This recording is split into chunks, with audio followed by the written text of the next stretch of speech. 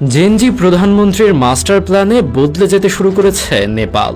মাত্র ৩৫ বছর বয়সে গণঅভ্যুত্থানের পর সরকার প্রধানের দায়িত্ব নিয়েই একের পর এক চমক দেখাচ্ছেন বালেন্দ্র শাহ। শপথ নেওয়ার মাত্র ১৩ দিনের মাথাতেই তার ১০০ দফার চমকপ্রদ অ্যাকশন প্ল্যান কাঁপিয়ে দিয়েছে পুরো দেশকে। দ্য কাঠমান্ডু পোস্টের প্রতিবেদন অনুযায়ী নেপাল থেকে চিরতরে বিদায় করা হয়েছে ভিআইপি কালচার। রাস্তায় এখন আর কোনো নেতার গাড়িবহর নেই, উল্টো খোদ মন্ত্রীর গাড়িও বিনা বাধায় তল্লাশি করতে পারবে ট্রাফিক পুলিশ। দুর্নীতির বিরুদ্ধে জিরো টলারেন্স নীতি নিয়ে সাবেক প্রধানমন্ত্রীকেও পাঠানো হয়েছে শ্রীঘরে। শিক্ষাঙ্গন ও প্রশাসনকে পুরোপুরি রাজনীতিমুক্ত করার এক সাহসী পদক্ষেপ নিয়েছে এই তরুণ সরকার।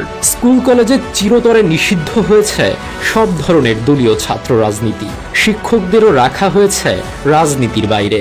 পাশাপাশি শিশুদের মানসিক চাপ কমাতে পঞ্চম শ্রেণী পর্যন্ত সব পরীক্ষা বাতিল করা হয়েছে।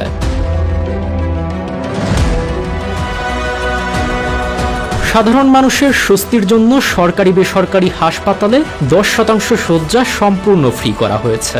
নারীদের নিরাপদ যাতায়াতে রাস্তায় নামছে বিনা ভাড়ার ব্লু বাস। কাজের গতি বাড়াতে মন্ত্রণালয়ের সংখ্যা নামিয়ে আনা হয়েছে ১৭টিতে। কথা কম কাজ বেশি, এমন মন্ত্রেই যেন নতুন এক আধুনিক নেপাল গড়ার পথে দুর্বার গতিতে ছুটছে বালেন শাহর এই তরুণ প্রশাসন।